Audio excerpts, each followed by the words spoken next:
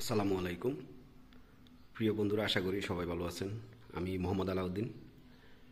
আমি বেশ কিছুদিন আগে, প্রায় ৩-৪ বছর আগে যখন একটা পোস্ট করেছিলাম, যখন আহ, ইসরায়েল বা ফিলিস্তিনের যুদ্ধ শুরু হয়, তখন একটা পোস্ট করেছিলাম যে সৌদি আরব, দুবাই, কাতার, মিশর কিংবা আরব কান্ট্রিগুলো নিয়ে, তো ওদের শাসকদেরকে নিয়ে যখন একটা মন্তব্য করেছিলাম, তো অনেকজনে আমাকে বাজেভাবে মন্তব্য করেছেন যে তারা এটা করবে, সেটা করবে, এন করতেছে, তেন করতেছে। তো দিন শেষে আমরা যে জিনিসটা দেখতে পাইলাম যে আজকে যে পরিস্থিতি, যে ফিলিস্তিনের, আসলে এটা মর্মান্তিক আমি হচ্ছি না, বা আরও অনেকজনে হচ্ছে না। কারণ একটাই কারণ হচ্ছে যে আপনারা যদি বোঝার চেষ্টা করেন, এই যে বিশ্ব রাজনীতি যাকে বলে বা ইন্টারন্যাশনাল খেলা যাকে বলে, এই ইন্টারন্যাশনাল খেলার দাবার গুটি হচ্ছে এই ফিলিস্তিনির মানুষ।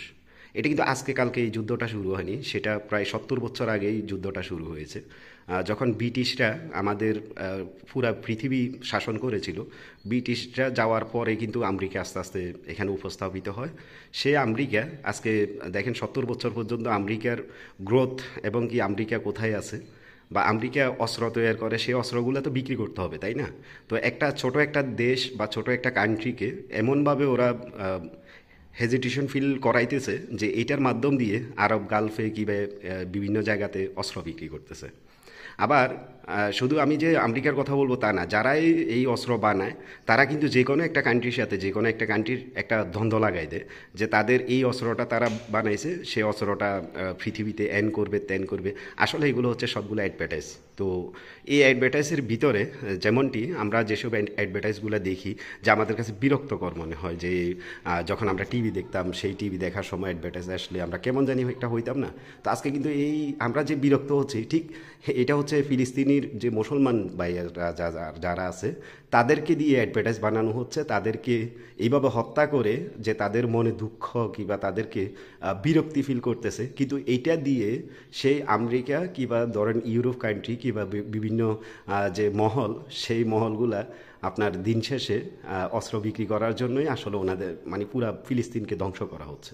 তো এই কথাগুলো যখন বলেছিলাম, অনেকজন আমাকে বাজেভাবে মন্তব্য করেছেন। তো আজকে সেই পরিস্থিতিটা দেখেন, যে আজকে যখন ইরান একটু করে উঠে দাঁড়াইতে চাচ্ছিল, তখন সেই আরব কান্ট্রিগুলো কি করছে। আবার ইরান যখন এখন বলেছে যে মানে পুরা আরব গালফকে শেষ করে দিবে, যে ঘাঁটি, আমেরিকান ঘাঁটি যেখানে যেখানে আছে, তার মানে দুবাইতে যদি ইরান যদি একটি মিসাইল যদি ক্ষেপণ করে, তাহলে সেই দুবাইয়ের কি অবস্থা হবে, কাতারে করলে কাতারের কি অবস্থা হবে, বাহরাইন করলে বাহরাইনের কি অবস্থা হবে, সৌদি আরব তেলঘাটিতে করলে কি হবে।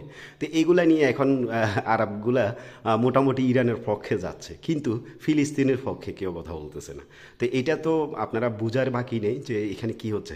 দিন শেষে শুধু একটা কথা বলবো, অন দ্য রেকর্ড, আপনারা আমার ভিডিওটা হয়তো এটা ফেসবুকে থাকবে কিংবা ইউটিউবে থাকবে আমি জানি না, তবে এটাই বাস্তব সত্য যে আপনারা অপেক্ষা করেন আগামী 10 বছর পরে ফিলিস্তিনে যেভাবে গণবসতি, যেভাবে মুসলমানদেরকে বিতাড়িত করা হচ্ছে, আপনার আমার এই জন্মভূমি বাংলাদেশ, এটা নিয়েও মারাত্মক একটা গেম খেলা হবে এশিয়ার ভিতরে অস্ত্র বিক্রি করার জন্য।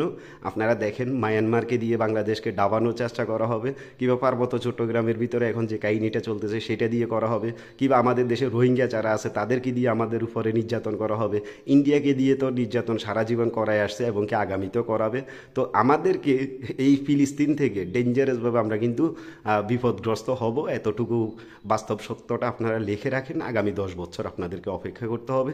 হয়তো আমি জিন্দা থাকবো, নাহলে আপনি থাকবেন, কিন্তু আমাদের পরের জেনারেশন যারা, তারা ঠিকই দেখবে যে ইন্ডিয়া কিংবা মায়ানমার কিংবা এই যে রোহিঙ্গা, এদেরকে দিয়ে আমাদেরকে ফিলিস্তিনের থেকে মর্মান্তিকভাবে আমাদেরকে গেম খেলা হবে, যে এদের বিশ্ব রাজনীতিকে চাঙ্গা করার জন্য।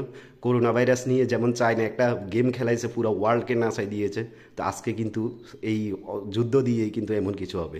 তো করোনা ভাইরাসও আমরা যুদ্ধের সাথে সামিল করেছিলাম, আজকে যে যুদ্ধটা, এটা কি করোনা ভাইরাস থেকে কম? যেখানে ফিলিস্তিনের হাহাকার দেখার কেউ নাই, শোনার কেউ নাই। তা আমি যদি এখন ওইভাবে বলি যে আসলে এটা একটা ইন্টারন্যাশনাল গেম, এটা একটা নাটক, এটা একটা পুরাটা একটা ড্রামা সিরিজ, তো এইটাই হচ্ছে বাস্তব সত্য কথা। আশা করি অনেকজন, জানি না আজকের ভিডিওতে অনেক মন্তব্য করবেন, তো আপনাদের মন্তব্য আশা করব, হয়তো বা কিছু আপনাদের থেকে শিখবো। ধন্যবাদ সবাইকে, ভালো থাকবেন, আসসালামু আলাইকুম।